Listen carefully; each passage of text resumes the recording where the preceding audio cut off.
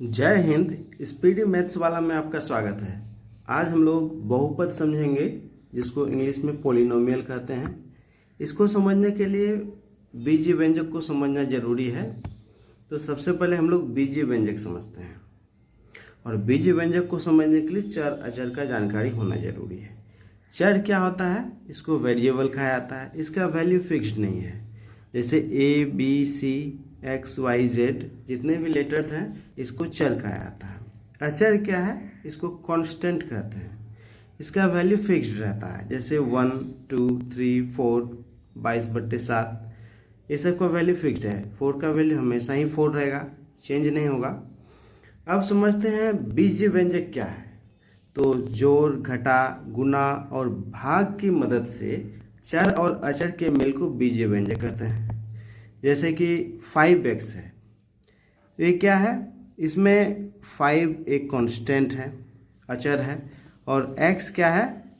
चर है। दोनों गुना का मदद से जुड़ा हुआ है, तो इसे हम बीजीय व्यंजक कहेंगे। दूसरा है 7x-3, ये भी बीजीय व्यंजक है। कैसे है?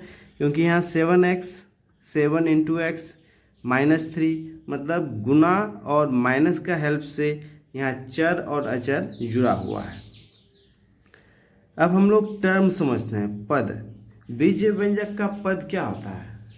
तो प्लस और माइनस बीजीय व्यंजक को अलग अलग भागों में विभाजित करते हैं। इन भागों को ही हम पद कहते हैं।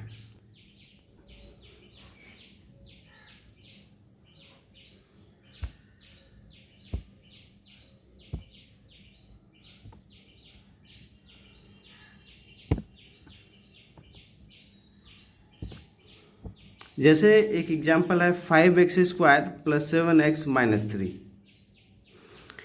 इसमें प्लस और माइनस इसको 3 भागों में विभाजित कर रहा है। एक 5x², दूसरा 7x, तीसरा -3। तो ये सब क्या है? इसको हम टर्म बोलेंगे। 5x² एक है, 7x और एक -3। यहाँ क्या है? 9y² एक टर्म हो गया, दूसरा -8y और तीसरा z। अब हम लोग बहुपद समझेंगे। उसके लिए पूर्ण संख्या क्या है हम समझ लेते हैं कि 0 सहित गिनती की सभी संख्याओं को हम क्या कहते हैं? पूर्ण संख्या। 0 1 2 3। अब हम लोग मेन मुद्दा में आते हैं। हमको समझना है बहुपद क्या है। तो ऐसा बीजीय व्यंजक जिसमें चर का पावर हमेशा पूर्ण संख्या हो, ऐसा बीजीय व्यंजक जिसमें चर का पावर हमेशा पूर्ण संख्या हो, उसको क्या कहेंगे? बहुपद या पॉलिनोमियल। एग्जाम्पल के लिए देखिए 5x + 3, ये बहुपद है कि नहीं, इसको पहचानने के लिए हम क्या देखेंगे कि इसमें जो चर है उसका हम पावर देखेंगे। पावर क्या होना चाहिए? एक पूर्ण संख्या होना चाहिए। जैसे कि इसमें चर क्या है? x है। इसमें चर का पावर कितना है? 1 है। तो 1 क्या है? पूर्ण संख्या है। तो इसको हम बहुपद कहेंगे, क्योंकि बहुपद का जो परिभाषा है उसको ये सेटिस्फाई कर रहा है, उसको ये मान रहा है। दूसरा है 9y² + 2y + 3। इसमें देखिए कौन कौन से चर हैं। तो y है, इसमें भी y है। y का यहाँ पावर कितना है? 2 है, और इसमें 1 है। तो 2 और 1 ये दोनों ही पूर्ण संख्याएं हैं, इसलिए ये भी बहुपद है। अब बहुपद नहीं है, इसका एग्जाम्पल देखिए x पर पावर -2, ये बहुपद नहीं है।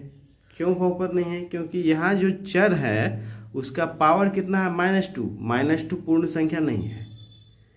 तो पावर हमको देखना है। जब भी कोई बीजीय व्यंजक दिया हुआ है उसका पावर को देखेंगे। यदि पावर पूर्ण संख्या है तब वो बहुपद हो जाएगा, यदि पावर पूर्ण संख्या नहीं है तो नहीं होगा। और दूसरा एग्जाम्पल देखिए 1/x है, 1/x, इसको हम लिख सकते हैं x पर पावर -1। यहाँ देखिए x का जो पावर है -1 है, तो -1 पूर्ण संख्या नहीं है, इसलिए ये बहुपद नहीं है। दूसरा जो बहुपद नहीं है 1/2x + 3, ये भी बहुपद नहीं है। कैसे नहीं है? क्योंकि ये जो है हर में है, 2x + 3 हर में नहीं होना चाहिए।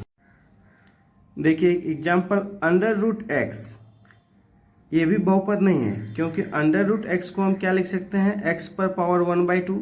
यहाँ पावर कितना है चर का? 1/2, जो कि एक भिन्न है, पूर्ण संख्या नहीं है, तो ये भी एक बहुपद नहीं है। इस तरह से हम लोग अब बहुपद को पहचान सकते हैं। अब टाइप्स को हम समझेंगे, किसके आधार पर? तो पदों की संख्या के आधार पर। यदि एक पद है तो उसको हम एक पदी बोलेंगे। जिस बहुपद में केवल एक पद हो, एक पदी कहा जाता है, इंग्लिश में उसको मोनोमियल कहा जाता है। जैसे कि 5x है, देखिए इसमें केवल एक पद है। दूसरा एग्जांपल देखते हैं 7y, इसमें भी एक पद है। अब द्विपदी किसको कहेंगे? जिसमें पदों की संख्या 2 हो। जैसे कि x + 2 है, देखिए इसमें 2 पद है, एक x है, एक 2 है।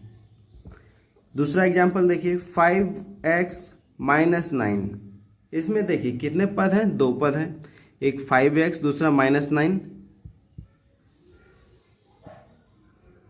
यदि पदों की संख्या 3 हो तो उसको त्रिपदी कहेंगे।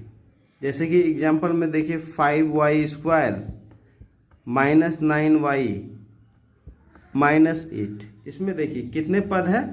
3 पद हैं, तो इस बहुपद को त्रिपदी बहुपद कहेंगे। अब डिग्री के आधार पर बहुपद का प्रकार क्या है, तो पहले हम लोग जानते हैं कि डिग्री क्या है। किसी भी बहुपद में वेरिएबल का जो हाईएस्ट पावर है, सबसे ज़्यादा पावर, उच्चतम पावर, उस पावर को ही उस बहुपद का डिग्री कहा जाता है। एग्जाम्पल एक ले रहे हैं हम लोग, जैसे कि 5x² - 9x + 3, इसमें देखिए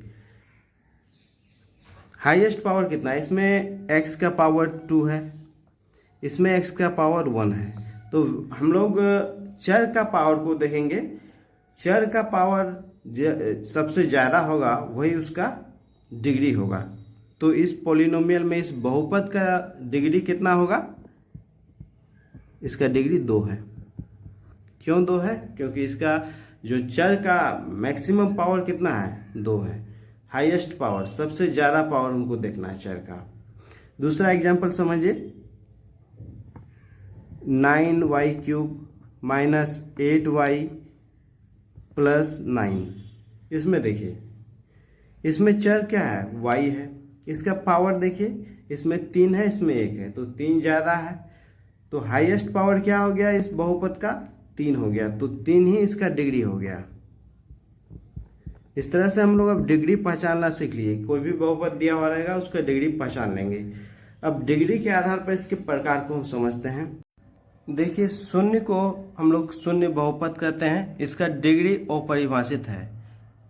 कैसे डिग्री अपरिभाषित है हम देखते हैं।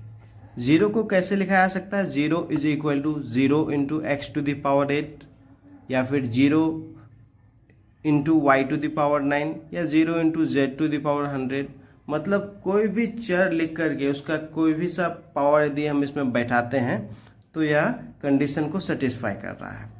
इसका मतलब कोई एक निश्चित संख्या इसका डिग्री नहीं आ रहा है, इसलिए शून्य का जो डिग्री है अपरिभाषित है और इसे शून्य बहुपद कहा जाता है। यदि एग्जाम में क्वेश्चन आएगा कि शून्य बहुपद का डिग्री क्या है, तो आंसर क्या है? अपरिभाषित।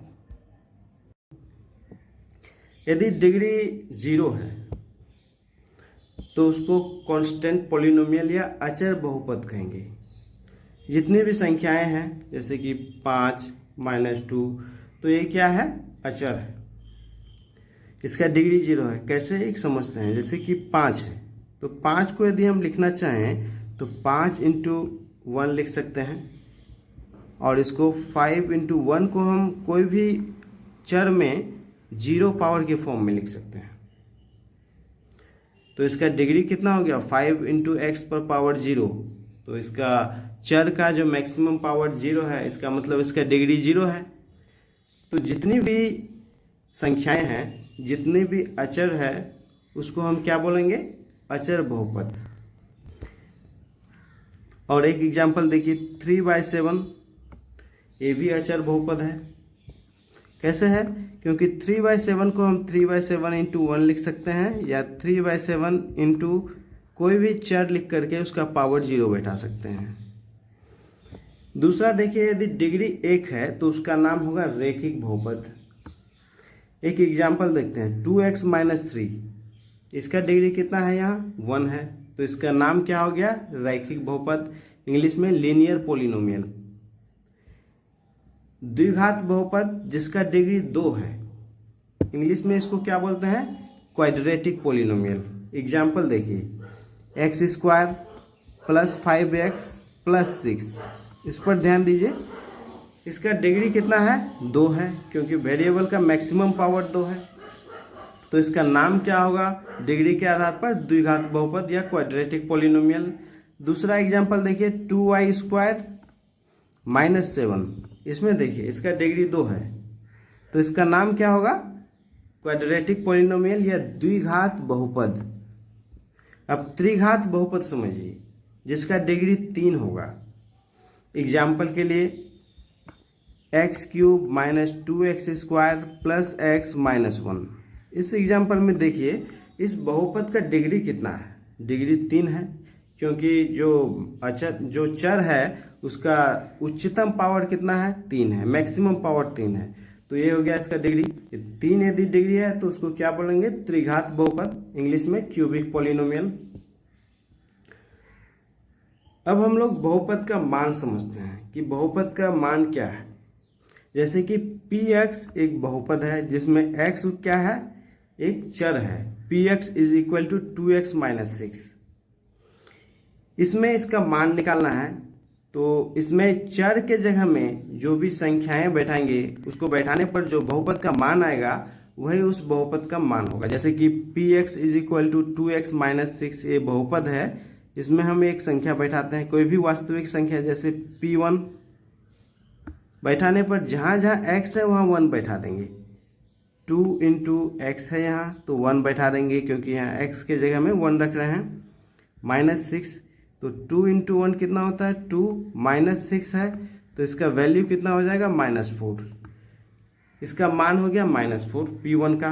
अब p2 का मान निकालते हैं। देखिए जहाँ x है उसके जगह में हमको 2 बैठा देना है, तो 2x माइनस 6 में x यहाँ है तो 2 इंटू एक्स है, तो x के जगह में 2 बैठा देते हैं -6। इसको सॉल्व करने पर हम क्या देखते हैं, इसका वैल्यू कितना आ रहा है -2 आ रहा है।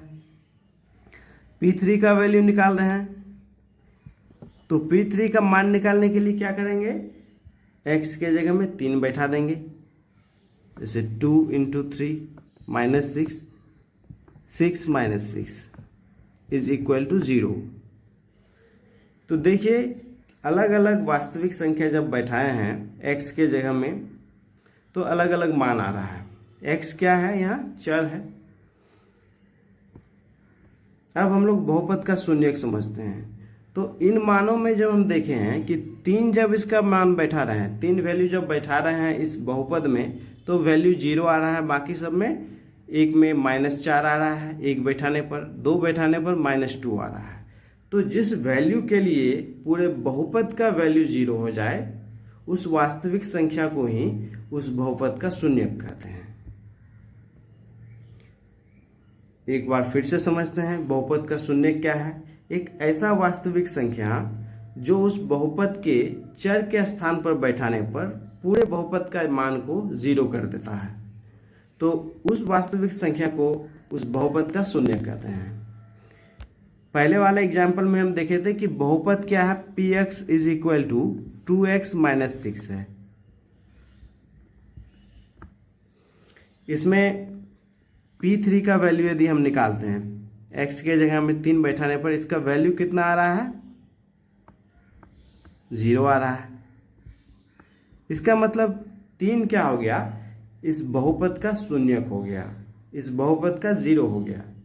मतलब ऐसा वास्तविक संख्या जो उस बहुपद के चर के स्थान पर बैठाने पर पूरे बहुपद का मान को 0 कर देता हो, उस वास्तविक संख्या को ही उस बहुपद का शून्यक कहते हैं। अब इसको कैसे निकाला जाए, इसको निकालने के लिए उस बहुपद को 0 के साथ एक इक्वेशन बनाएंगे और उसे सॉल्व कर देंगे। जैसे कि यहाँ है 2x माइनस 6, इसका यदि हमको निकालना है कि शून्यक कौन सा है 0 कौन सा है, तो कैसे निकालेंगे। यहाँ px इक्वल टू क्या दिया हुआ है 2x माइनस 6 दिया हुआ है, इसका हमको शून्यक निकालना है। तो पी एक्स इक्वल टू 0 हम लिखेंगे पहले।